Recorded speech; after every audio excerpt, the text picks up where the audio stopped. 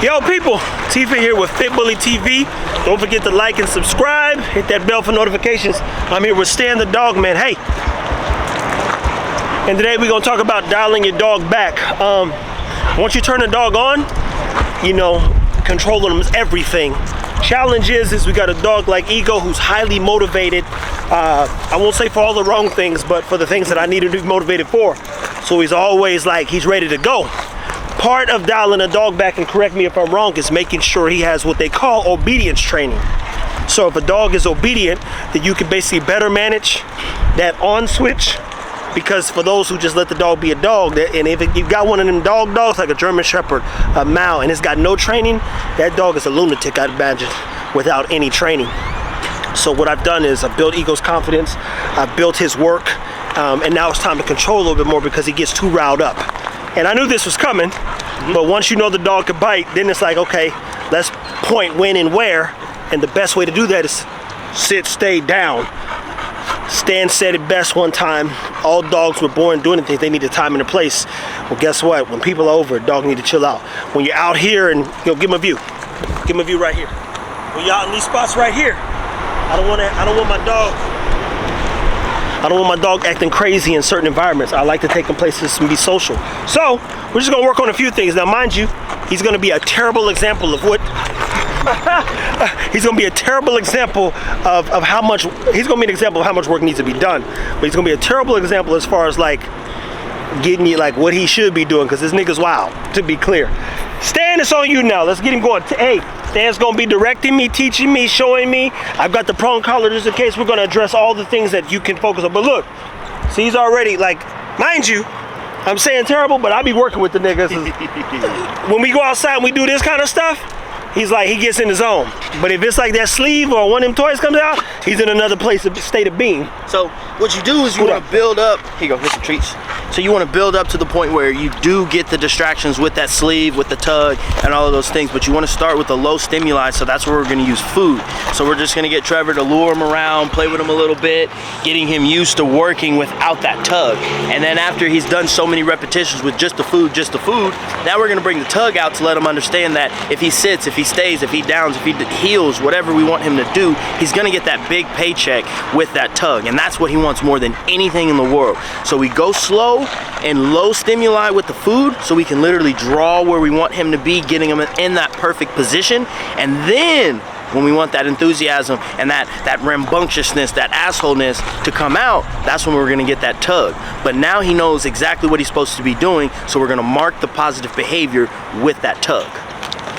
Ready? Yes, sir. Okay. You got a tug? I got one, but I ain't bring it out. But let's just work on commands first. I got some questions for you on the training side. Cool. Ego, come on. So this would be a casual recall. He doesn't need the dog to come to any position. He just wants the dog to be with him in this vicinity. If you can have a casual recall where your dog's not running off trying to go up those stairs, because again, we're out here, like you said, show him there's no fencing, there's cars going, there's a bridge up there, there's a ditch over there. And if you don't have the ability to communicate with your dog in these situations, don't try it before you can do it in your backyard. So like Trevor said, he's been working with him with not a lot of distractions, so now we're out here with more. The dog already knows what he's supposed to be doing. We're just gonna make it a little bit more efficient with the distractions. Ego, come here. Hey. What you got for me? Here. So, first thing I should be doing is what? Movement. Okay. So movement's always gonna be your best friend. So just like if I want Ego to come to me, oh, don't step on the leash, cameraman. I'm gonna move away from him, and that's gonna draw him to come to me. So we wanna teach him that basically when you move, he should be paying attention to where you're going. Ego.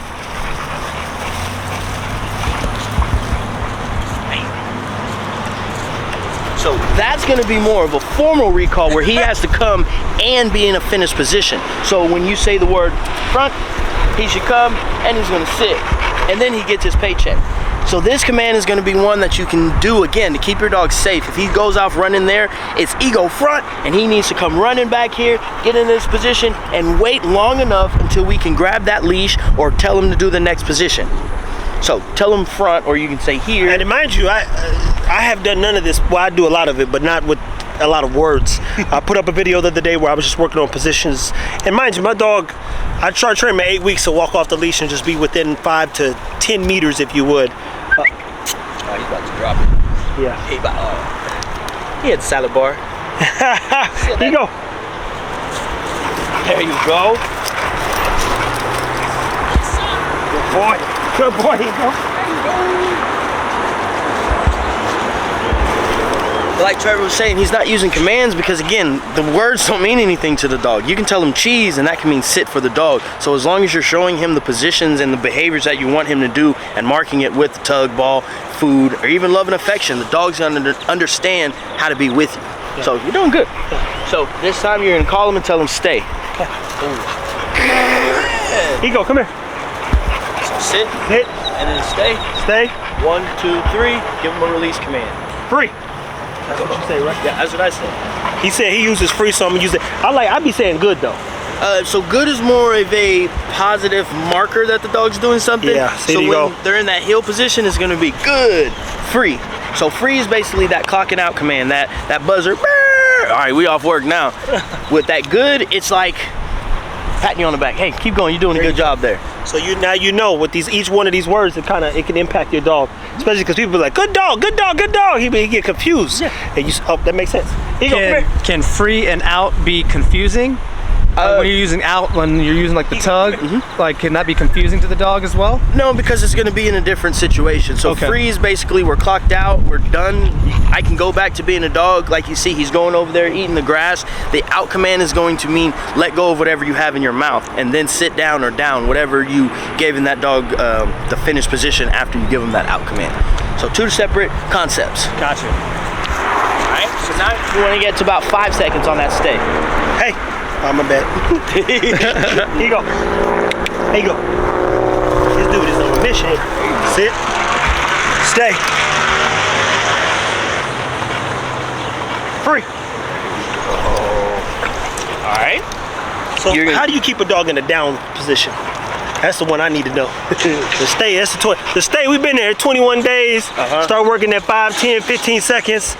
And I can get him to go down with the tree, like boom, he'll go down. But I need him to stay there. So, okay, so, all right, we're gonna do it this way. Show me what you do. Here you go. Sit. Down.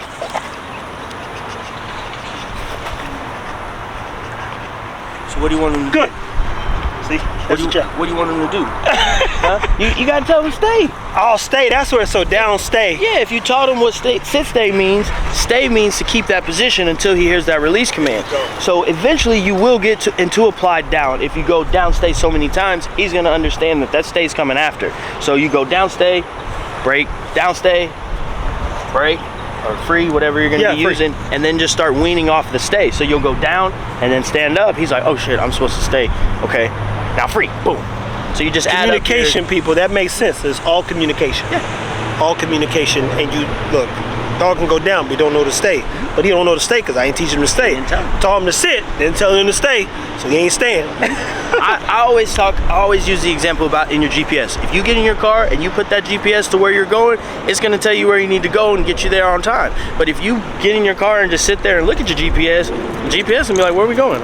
So if you got a dog that is a bit challenging too, talk to them a little bit about this Herm Spring collar.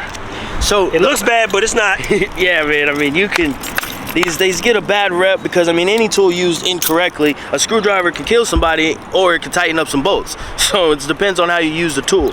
So Hermspringer prong collars are the only one I really suggest because of the way that they're made. This plate in the middle, it acts as a jawbone, so when it's on the dog, it's gonna give them like a little bite.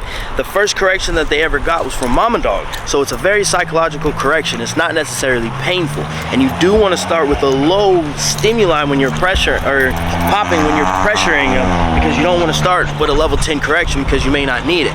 And ideally, like Trevor doesn't have it on him right now, we will never need the prong collar, but if you do use a prong collar, use it like training wheels. When you're teaching your kid how to ride a bike, they're gonna ride with training wheels, and after they learn the concept of what they're supposed to be doing, that's when you take the training wheels off and they start learning how to actually ride. And that's when the dogs start learning how to actually do the commands that we're asking them to do, not just because they have on the training wheels.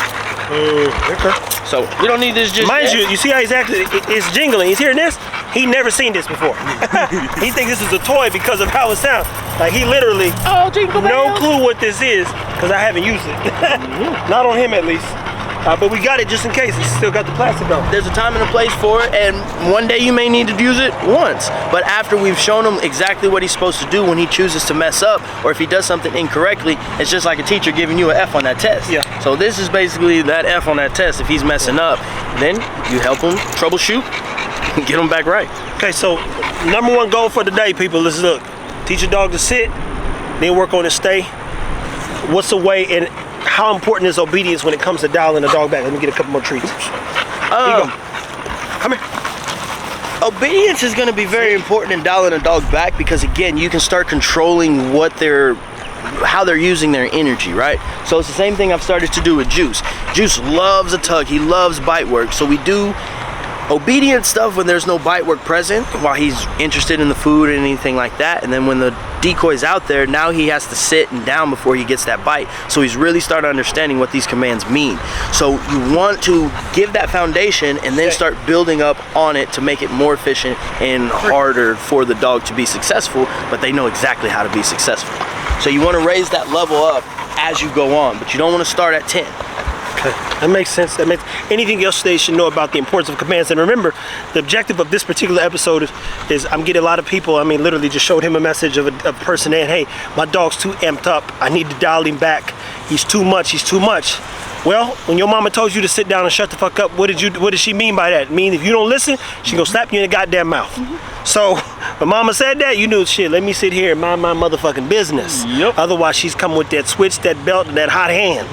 So it's important that your dog has the same level of manners, if you would. So we teach a dog manners, and I call it safety for a reason. The safer your dog is, a safe dog is a dog that returns when you recall it and knows where to be when you are asking it to be there. And just like a kid, you wouldn't want your kid running out in the street, would you? So if you tell your dog, hey, come back, he should come back. You told your kid to come back, kid should come back. Your hope is at least that Joker come back. But that's because of the work you're doing, and it's communication, all that other stuff. Anything I'm missing? Nah, I mean, again, just start slow with the dog. Like, you can't expect them, if you've never worked with your dog, do not bring your dog out here to this bridge and let them off leash. Do not do it. It's just not safe. If You be running all up in the street and carrying on. looking goofy, be on World Star. I didn't chase this dog. Yeah. Chasing this dog. And mind you, I let mine off the leash because I know he's not going nowhere. Only time he might be motivated if there's another dog around.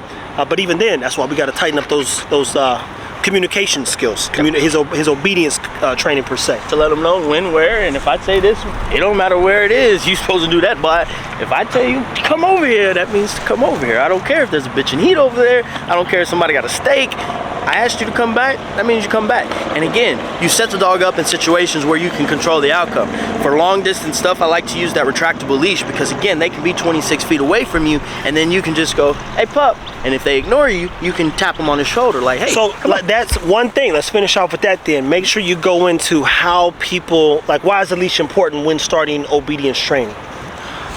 So leash isn't necessarily important when you start, but the leash is going to be beneficial to sharpen up stuff because, again, I want to teach the dog everything off leash so they understand the exact position that they're supposed to be in. But if the dog isn't as sharp as I would like him to be, now we need that leash to help limit what he can do, and we can kind of tap him on the shoulder or help him adjust to the proper position that he's going to be in. So leashes are really important. It's not the most important thing. It's all about communication, and if you can show that dog what you want, but that leash is going to be there as like a backboard. So sometimes, you know, you're going to shoot a 3-pointer and it's going to hit a swish. Sometimes you're going to call glass. So it's a tool necessary when you need to get that fundamentals down, like Tim Duncan. Be fundamental. That being said, people, like, subscribe, share. Iron Sharp K9, Stan the Man Smith, and here, well, you know, T-Fit with Fit Bully TV. People, take care of your dogs. Yes, sir. Okay. So.